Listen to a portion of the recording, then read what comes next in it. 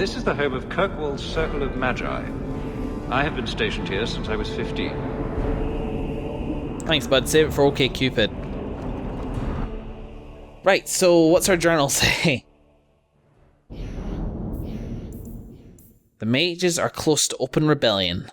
Though Thrask is dead and his conspiracy stopped, the situation remains tense. Look for letters for both Meredith and Orsino, as the champion will likely be called to defend Kirkwall once more. What I'm here for. Going for 2 hours and 50 minutes. Let me just see. Okay, I think I can maybe start wrapping up. I want to go to speak with Fenris to give him that blade. But let's do the rounds for everybody. Well, actually, now that we've done a main quest, let's just browse a couple of shops. Maybe a gift will turn up or something like that. Not often. Let's at least sell the junk. Weapons? No. Hey, this is an interesting part of the Let's Play, huh? Where I show you guys what's going on in the stores at the moment. It saves you from going to the shops yourself. You get the full shopping experience right here. This place, man, like, it's a funny one because at the same time, like, they've moved in on the ruins of a city built on slavery, and they don't have slaves anymore. At least not really, not in the non-metaphorical sense of the word, literal. That's what it's called, literal. The hell with it, just take it all. It always comes in handy. So good to see you, champion. And they don't have slaves. And they build something else. But at no point did they knock the statues down, even after the slave revolt. Here they all still are, completely intact. Either they were never knocked down, or worse, they were knocked down and then somebody restored them.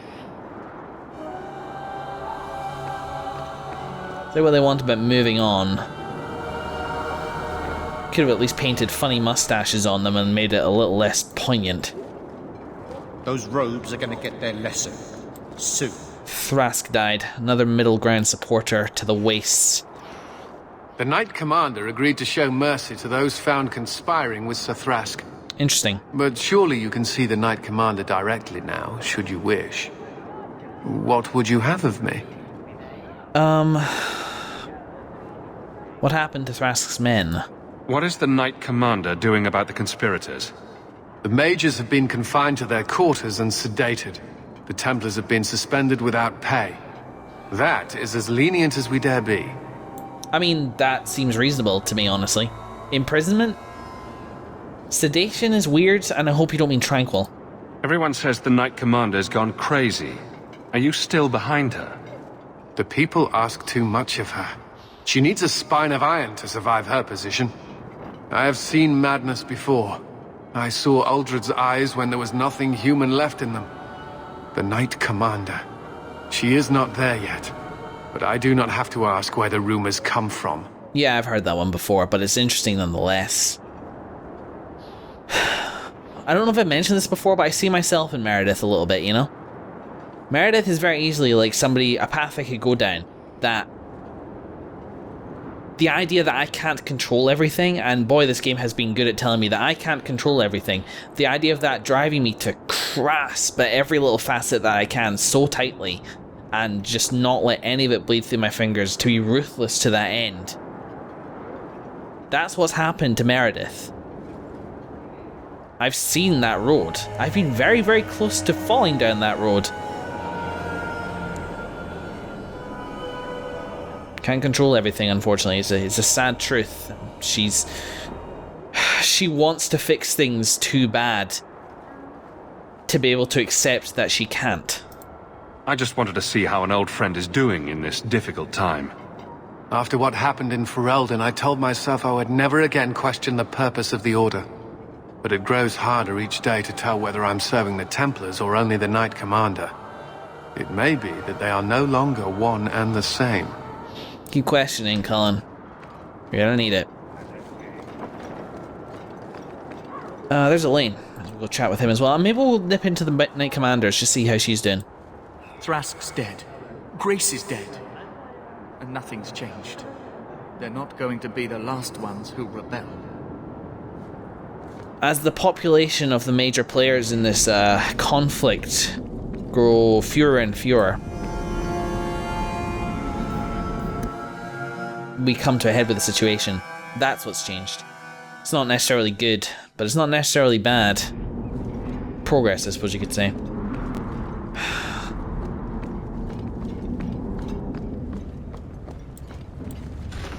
Hey. You should take care. Yeah, okay, fair enough.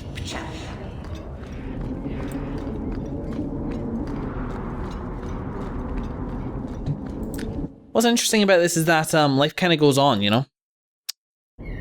So what we're doing in Kirkwall is we're trying to live a life, and we've attached ourselves to the mage's cause because we have the power to maybe influence, and we care about it. And eventually it will stop. I mean, it won't stop completely, but the conflict will end one way or another, and then where will I be? Where will Kirkwall be? Where, when the end credits roll on this game, where will everybody be? What sort of epilogue can we have when we know that the situation is just going to carry on and on? Weird one. Let's do the rounds. I'm not expecting most people to have anything to say, so I'll probably start to cut through here, from here, and finish up with Fenris.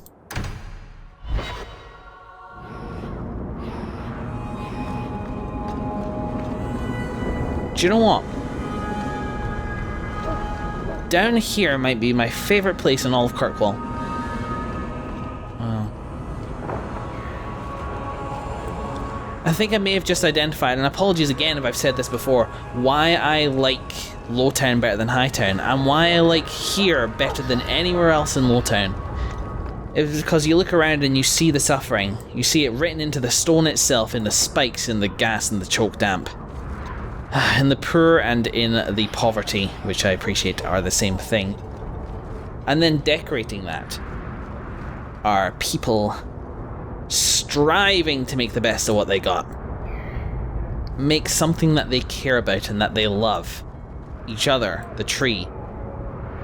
Further up in Lawtown, family, pastimes, drinking, gambling. Sex, Isabella. The juxtaposition between what we have and what we try to make of it is the most pronounced in Lawtown, and it's that struggle that I find beautiful. It's vibrant. People pushing against the shorthand that they've been dealt. It's worse in Darktown. It's not so good in Darktown, even though you can see it there a little bit, because in Darktown it's like they're losing the fight. In Lawtown there's still some hope, and that's nice to see. Oh, Varric, hi. My palatial suite in the Hanged Man is your palatial suite, Hawke. Make yourself at home. I always wondered how you afforded this place. But then again, I suppose like you were with frickin' what's his name, Bertrand. You could afford a place in Hightown if you wanted to. Who else we got? Black Emporium, Anders Clinic.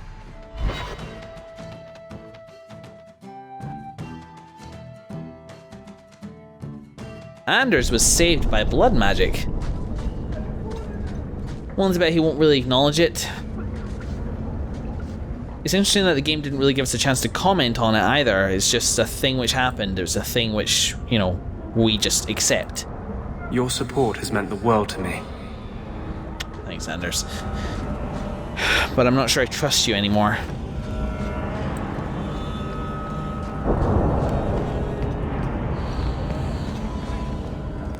I'm not sure. Whoa. I'm not sure I trust me anymore. And that's interesting on like a couple levels. A, because I don't know all the situations or the best path or who to side with to get the best path. But also because I'm not sure which options the game will give me to fix the situation. Because it's a solution I want, and if the game doesn't present me with that solution, well, I can't trust the game to present me with that solution, which creates this kind of feeling with uncertainty. Which sounds like I'm complaining about the choices that the game's offering me, but thematically it makes sense. It's that lack of control. It's a strange theme for an RPG to have. A lack of control over the outcomes of your situation. Keeps it interesting, I guess. What the hell am I doing? It's, Fenris' mansion, the Chantry. Yeah, let's go nip by Sebastian's, why not? I'll check the stores between sessions. I won't subject you guys to it. Don't really know. You've done a great service to the city by defeating the Canary. Don't really know what I was thinking, but let's check up here as well. Because I don't know if you've done this act, and there's sometimes some interesting stuff. Like a door. How unfortunate. You can find the coolest things indoors. Where am I going with that, you may ask? Well, I'm just biding the time. Indoors. Nope. One of the reasons I like old castles and stuff like that is you just get rooms like that for no reason. Oh, cool. Why the hell not? The crowds present at the death of Andraste were right to feel despair. It is believed that the Prophet's execution angered the Maker and he turned his back on humanity once more, leaving the people of Thedas to suffer in the dark. You know, I feel like I've read this one before, so I'm just going to just skim it. Oh yeah, I have definitely read this one before. Cult of Andraste, Andrastian Chantry. Yep, many converts. I'm kind of glad I didn't stop to read all that. I would have been here for hours. Anywho, I said I was going to cut through, and I am. I'm not a liar. I also can't really find the stairs down, especially when I'm half looking at a notepad to note that I'm cutting at this point. Back with you in a bit. If the guards are inside the keep, how do they guard it? Windows? Maybe? Oh, weird question, Meryl. God, do I really have her now? Wonder if I should try. Can I stop worrying? Tomorrow?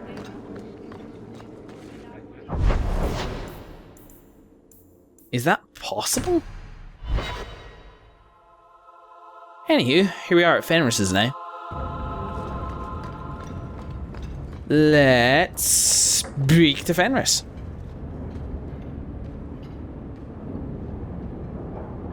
Take a look at this. A blade of mercy. I remember these. You see them in the Imperium. Replicas of the sword Archon Hessarian used to kill Andraste. Really? This one looks finely crafted. So they sell these things at every market stand in Minrathous? Hardly. Here, let me show you. Oh.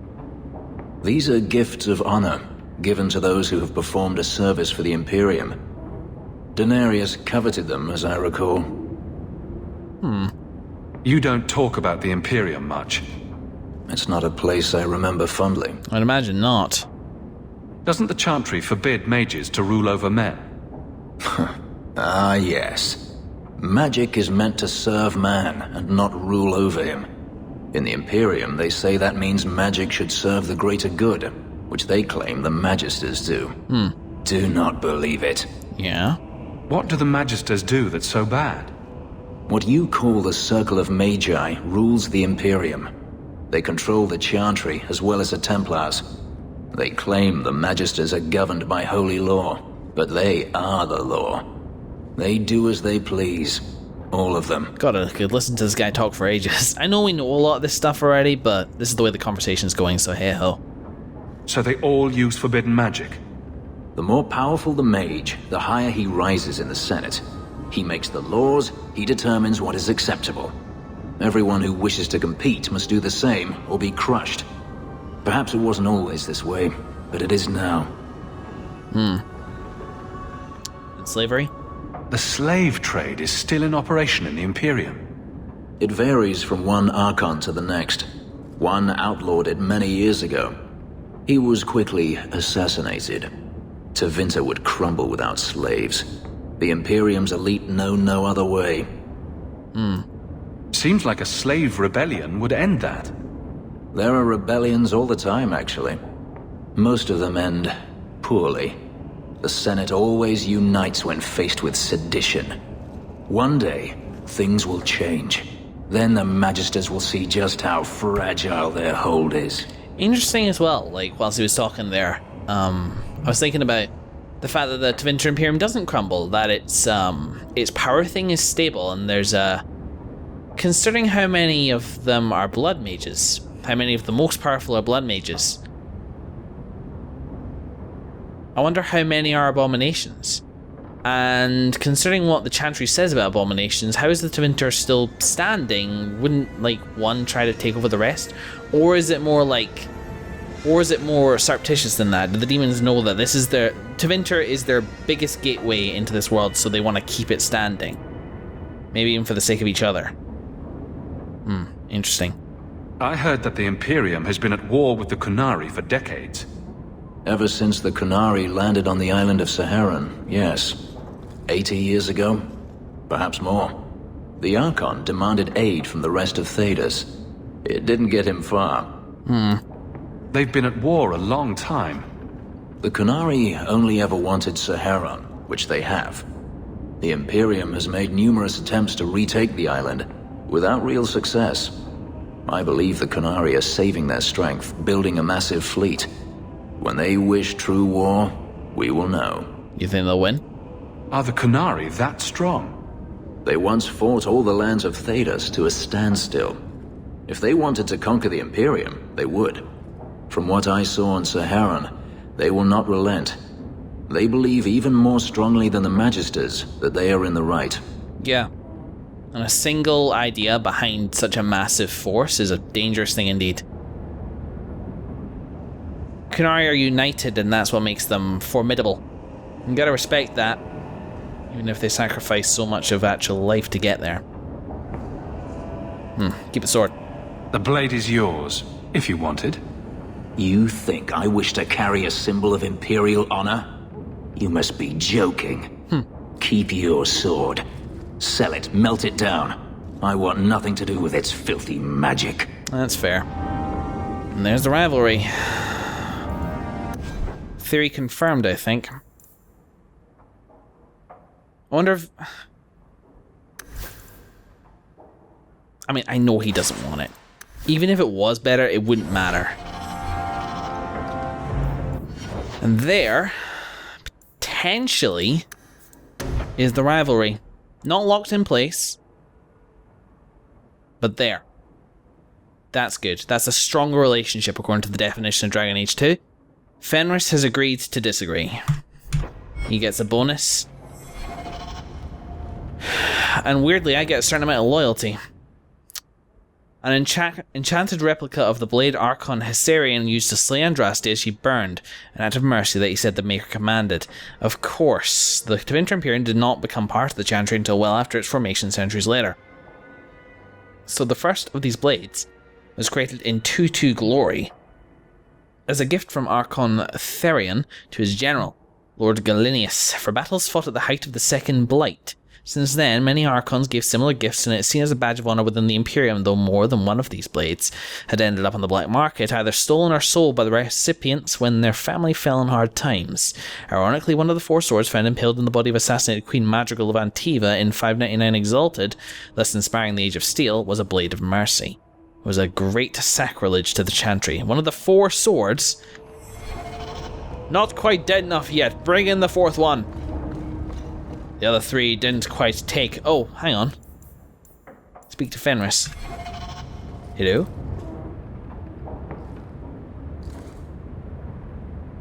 More drinking? That's healthy. Last bottle of the Egregio. I've been saving it for a special occasion. Thanks. And what's that? The anniversary of my escape. Astia Vala Femundis. Care to hear the story? Why now? I thought you avoided talking about this. Not on special occasions. Go ahead. Go ahead. Get it out of your system. Let's see. You've heard of Saharan? The Imperium and the Qunari have fought over the island for centuries now. I was there with Daenerys during a Qunari attack. I managed to get him to a ship, but there was no room for a slave. I was left behind. I barely got out of the city alive. He abandoned you. I mean, it doesn't sound like a bad thing. So it wasn't your choice? I'm just gonna joke. There's nothing like war for covering one's escape. I had no intention of escaping. Yeah? That time. There are rebels in the Saharan jungles called Fog Warriors. They found me and took me in, nursed me back to health. I stayed with them for a time, until Daenerys finally came for me. Oh, he saw you. And did you not want to leave? Were you with these Fog Warriors willingly? I'd grown fond of the rebels. They bowed to no master and fought for their freedom. It was beyond my experience. When Daenerys came, they refused to let him take me. He ordered me to kill them. So I did. I killed them all.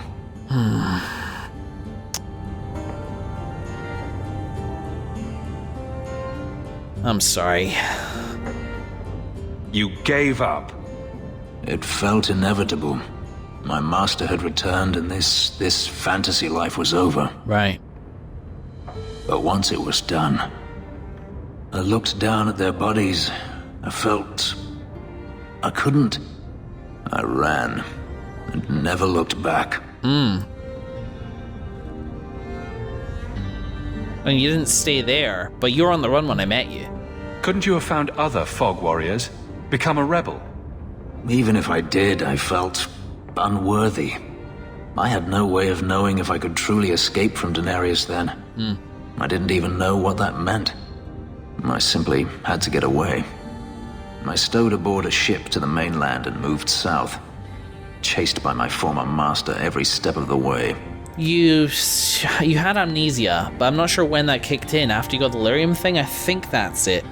In which case, yes, that would have been all you knew. No memory of your family or any other loyalties aside from your lot, which was being a slave.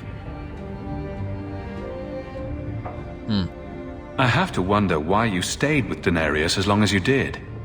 You have not been a slave. A slave does not dream of freedom or wonder at possibilities. You think only of your master's desires and what the next hour will bring.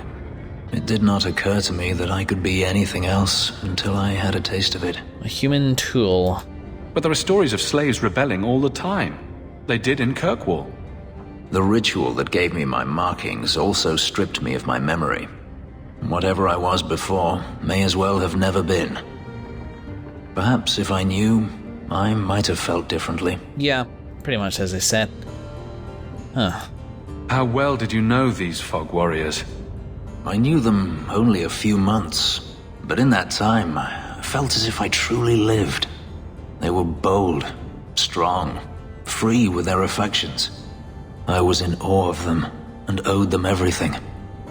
And I turned on them even so. I know, I'm sorry. They wanted to free you, and in a way they did. Probably weren't too happy about the price. Didn't Daenerys stop you? The rebels had wounded him. The soldiers he brought attempted to capture me, unsuccessfully. It was weeks before Daenerys was able to mount the hunt in earnest, but by then, I was already gone. I wonder if we'll ever find more about those markings of yours, those lyrium veins. We sort of know what they do already. And I don't think they were for any higher purpose aside from Daenerys' vanity. Did because he could, you know. Here's my powerful lyrium warrior, look how he flashes. That's probably it. Honestly, I doubt there's a higher purpose, so maybe we won't. Well, thank you for telling me. This can't be easy to talk about.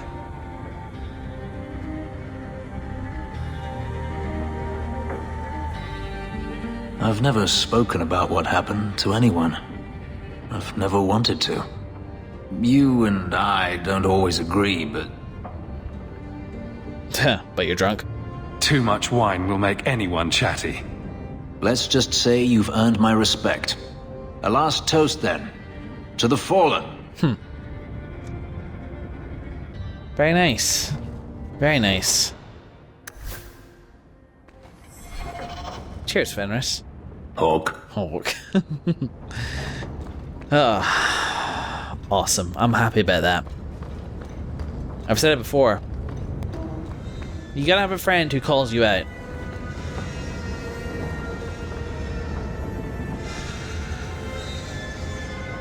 You can have somebody in your life who you can turn to and say, we do not always agree, but... At the very least, you have an interesting relationship there. And if you're lucky, you'll have somebody that holds you to a high standard. Whatever their flaws. At least you're not surrounding yourself with people who agree with you all the time. We've seen what that leads to. Okay. Let's go home. Let's go home.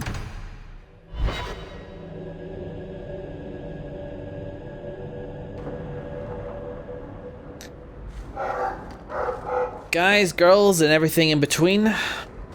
Welcome home, sir.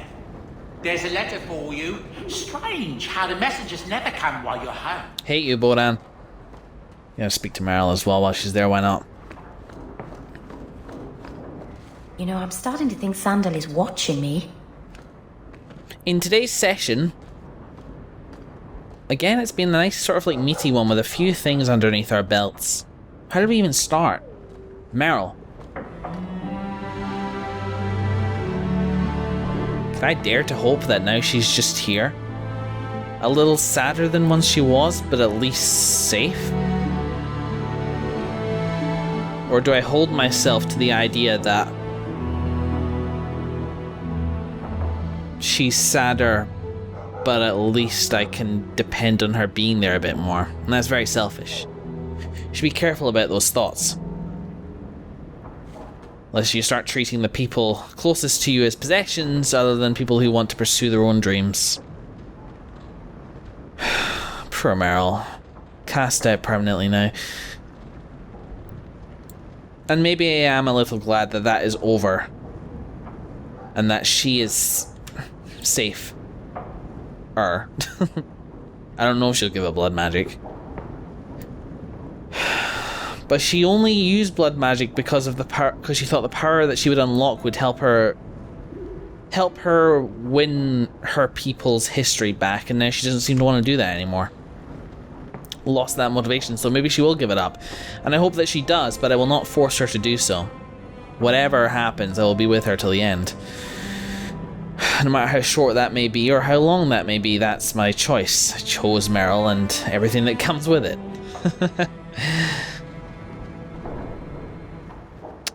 And after that, we met Alistair, you know, the cameo from Dragon Age Origins, short and sweet, as is fun.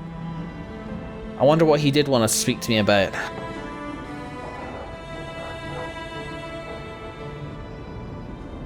But he just said defend, he just said be ready. Like, you know, people have been telling me for a little while, and I've been telling myself for a little while.